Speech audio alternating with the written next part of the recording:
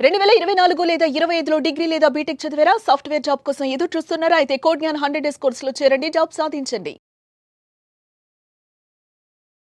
నమస్కారం రచిత గారు. నమస్తే సిరి.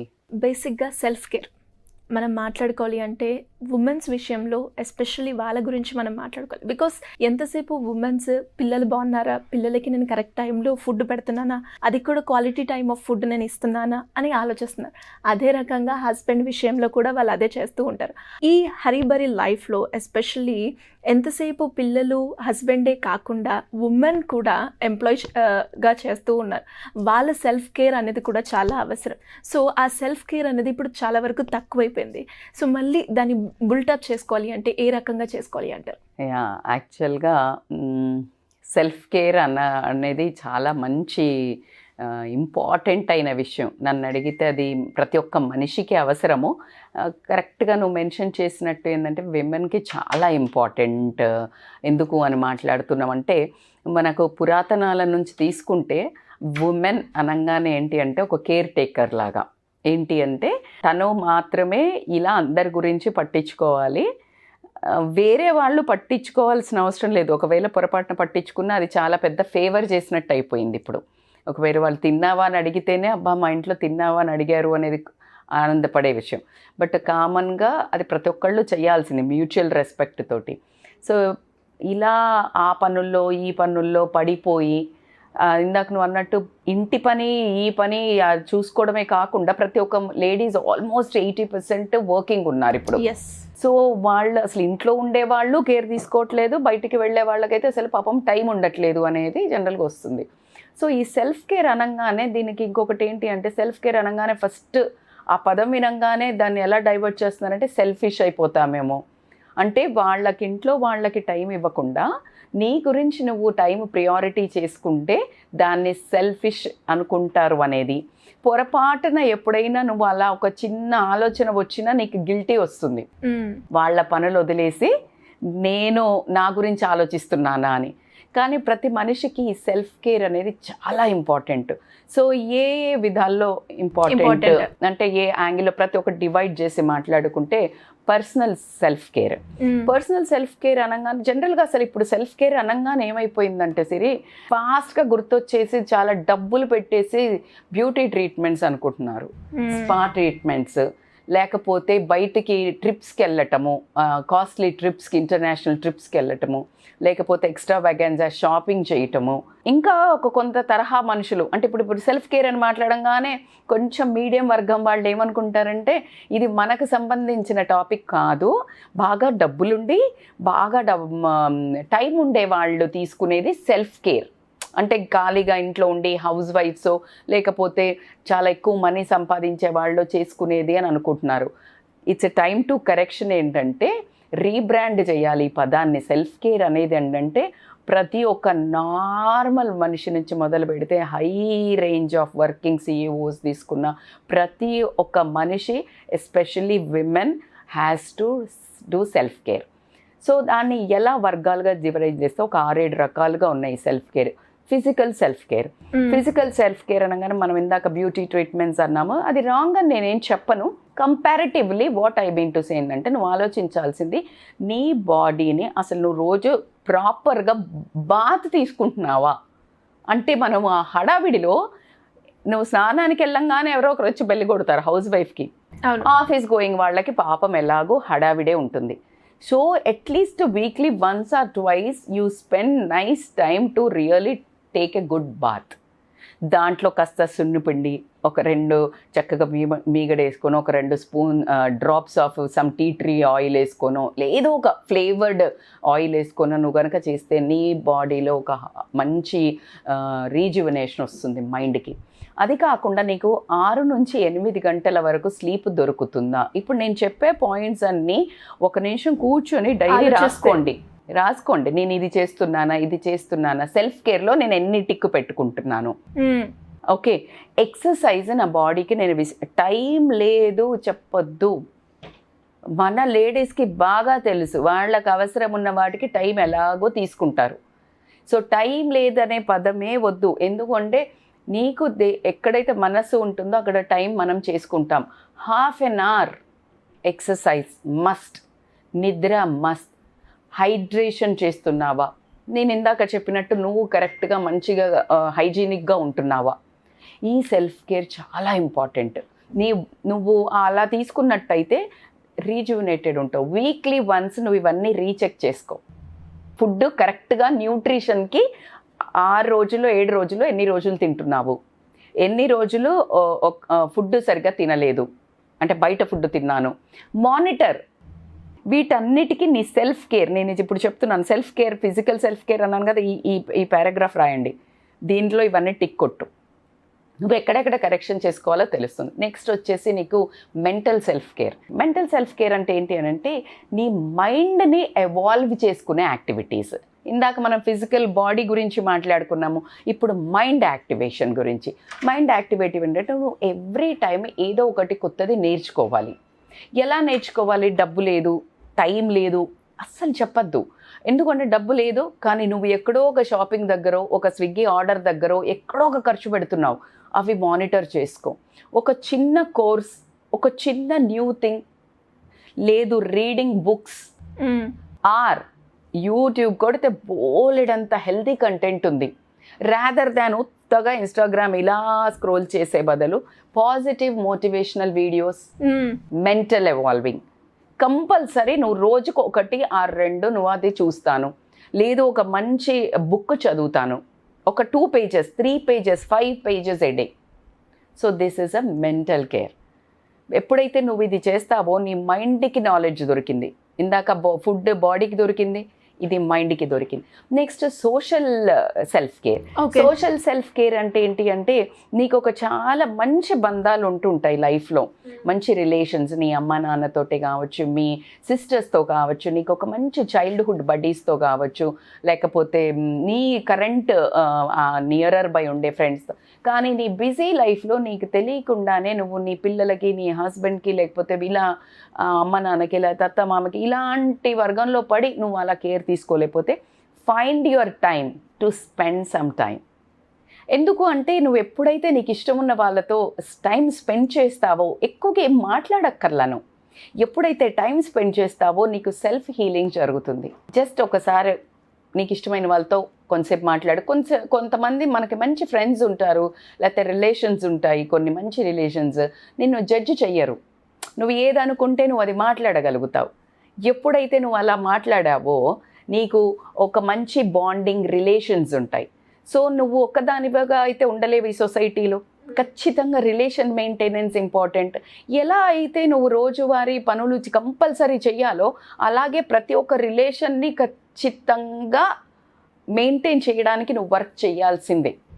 నువ్వు రోజు వండిపెట్టు ఇంట్లో, రోజు ఇంట్లో మీ హస్బెండ్కి ఏమైనా చెయ్యి, ఒక 2 days చెయ్యకు, అది దెబ్బతింటుంది.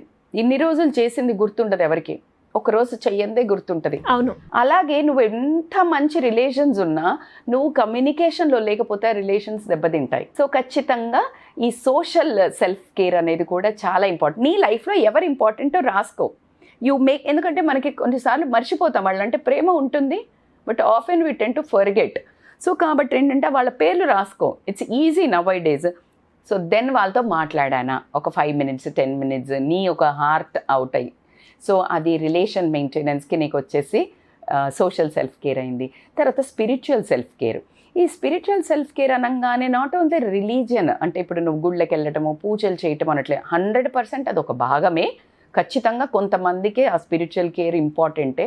కానీ ఎవరైతే అంత స్పిరిచువాలిటీకి దగ్గర లేని వాళ్ళకి కైండ్నెస్ అంటే ఒక మనిషికి నువ్వు ఏదైనా ఒక దగ్గరికి వెళ్ళి హెల్ప్ చేయటమా, ఒక చిన్న ఆర్ఫనేజ్ వెళ్ళటమా, ఏమక్కర్లా, నీ ఇంట్లో పనిచేసే ఆమెదే నువ్వు ఎప్పుడైతే విని ఒక చిన్న హెల్ప్ నీకు వీలైనంత మాట సాయమో ఏ సాయమో చేసినా కూడా నీ లోపల ఒక రకమైన సోల్ సాటిస్ఫాక్షన్ వస్తుంది.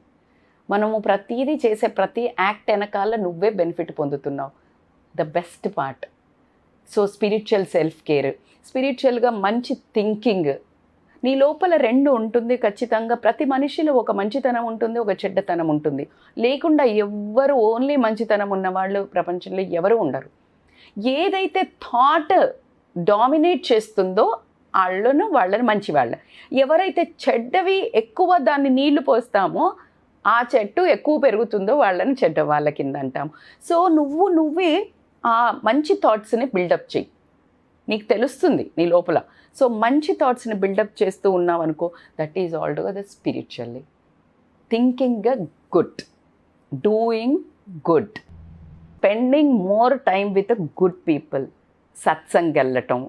సత్సంగ్ అంటే అగైన్ నేను ఇప్పుడు చాలా కొన్ని మంచి స్పిరిచువల్ లీడర్స్ దగ్గర చూస్తే యంగ్ జనరేషన్ చాలా ఉన్నారు సిరి. చాలా యంగ్ జనరేషన్ వెళ్ళి అసలు వాళ్ళు మొత్తం డెడికేట్ చేస్తున్నారు. ఎందుకంటే మరీ చెడ్డదారులకు వెళ్ళలేరు. అవును. So it's nothing wrong. So ఇలాంటిది ఏదైనా చేయడం స్పిరిచువల్సే. And environmental self care. Okay, ఇదేంటి అని అంటే ఎన్విరాన్మెంటల్ అంటే అసలు నీ రూము బాగుందా? నీ రూమ్ చెత్తగా ఉందనుకో, నీకు అక్కడ చాలా సఫకేటింగ్, ఇరిటేటింగ్, ఫ్రస్ట్రేటింగ్ తెలుసు, వాళ్ళకి నచ్చట్లా కానీ చెయ్యలేరు.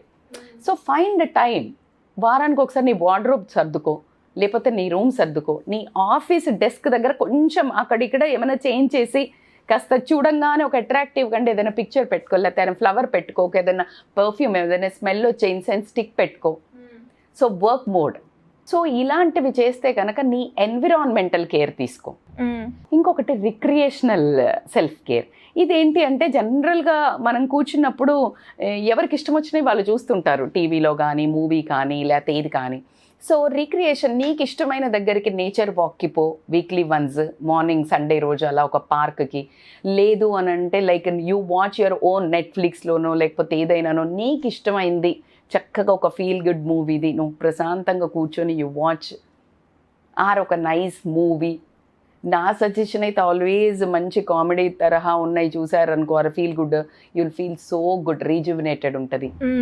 సో ఇలా నీకు నువ్వే ఒక టైం ఇచ్చుకున్నావు అంటే మాత్రము.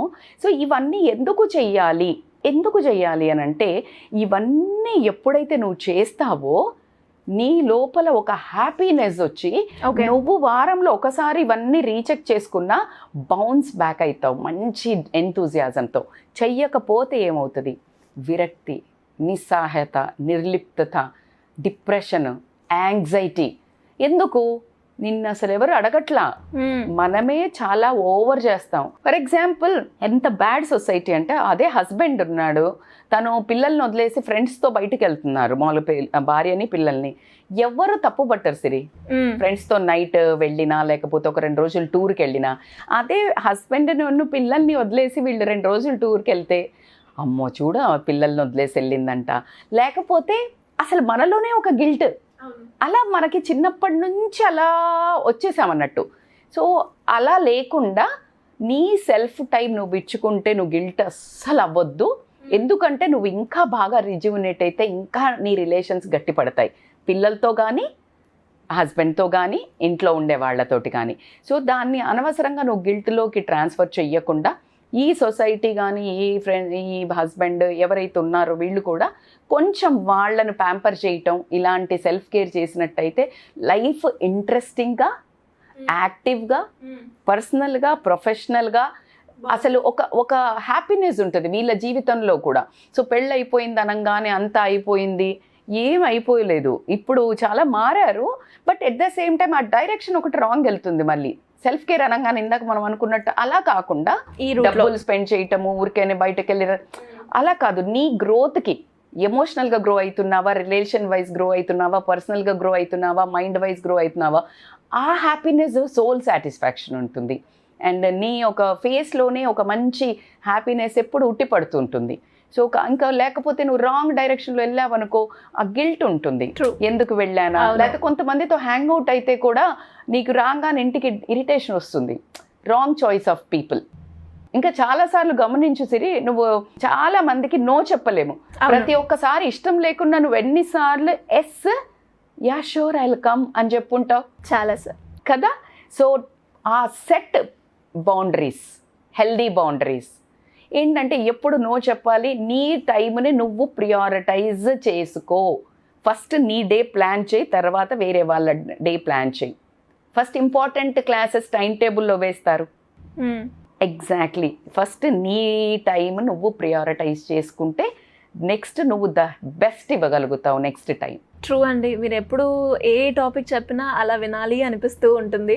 అండ్ అలాగే ఈరోజు కూడా మనం మాట్లాడుకున్నాం self care, especially in women's గురించి. కానీ సెల్ఫ్ కేర్లో కూడా ఇన్ని రకాలుగా మనం చూడొచ్చా, ఇన్ని రకాలుగా కూడా యాజ్ ఎ కేర్ తీసుకోవచ్చా అని మాత్రం చాలా బాగా చెప్పారు. తీసుకోవచ్చా కాదు సిరి, తీసుకోవాలి. తీసుకుంటే కనుక చాలా ఎంతూజియాస్టిక్గా, చాలా ఇంట్రెస్టింగ్గా, చాలా ఎక్సైటింగ్గా ఉంటుంది లైఫ్. ట్రూ. సో నేనేమంటానంటే అందరూ ఎడ్యుకేటెడ్ ఉన్నారు మోస్ట్లీ. సో అస్సలు ఆ ట్రాప్లో పడకండి. ఏంటి అబ్బా ఇప్పుడు ఏం చేస్తానులే, అబ్బా బోర్ కొడుతుందిలే, ఆ ఇన్స్టా చూసుకుంటూ అలా అలా అలా వెళ్ళిపోయి తెలియకుండా ఒక యాంగ్జైటీ, ఒక డిప్రెషన్కి గురవుతున్నారు. సో దానికి మనమే కాబట్టి my humble request and suggestion and as well as it is time to rebrand self care అనే పేరుకి. సో కాబట్టి సెల్ఫ్ కేర్ కంపల్సరీ తీసుకోండి and live a very happy, healthy and smiling life. ఇంత మంచి చెప్పాక అందరూ కూడా ఆలోచించి ఖచ్చితంగా మీరు ఎలా అయితే నవ్వుతున్నారో ఆ నవ్వు మాలో కూడా ఉండాలి అని డెఫినెట్గా పాటిస్తారు. Thank you madam, thank you so much. Thank you so much Siri. మీరు యూట్యూబ్ ఛానల్ స్టార్ట్ చేయాలనుకుంటున్నారా? ఎలా స్టార్ట్ చేయాలో తెలియక కన్ఫ్యూజ్ అవుతున్నారా? అయితే మీకోసం Suman TV 8 years successful journey inputs తో మీకు అందిస్తున్నారు యూట్యూబ్ మాస్టర్ కోర్స్. ఈ కోర్స్ ముఖ్యంగా unemployees, house wives, business peoples, job చేస్తూ సెకండ్ ఇన్కమ్ కోసం ట్రై చేస్తున్న వారికి ఎంతో ఉపయోగపడుతుంది. మీరున్న చోట నుంచే యూట్యూబ్ స్టార్ట్ చేయొచ్చు. మిమ్మల్ని డిజిటల్ ఎంటర్‌ప్రెన్యూర్స్ గా తయారు చేయడమే మా లక్ష్యం. డిస్క్రిప్షన్ లో లింక్ క్లిక్ చేసి కోర్సులో జాయిన్ అవ్వండి. సక్సెస్ఫుల్ యూట్యూబర్ అవ్వండి.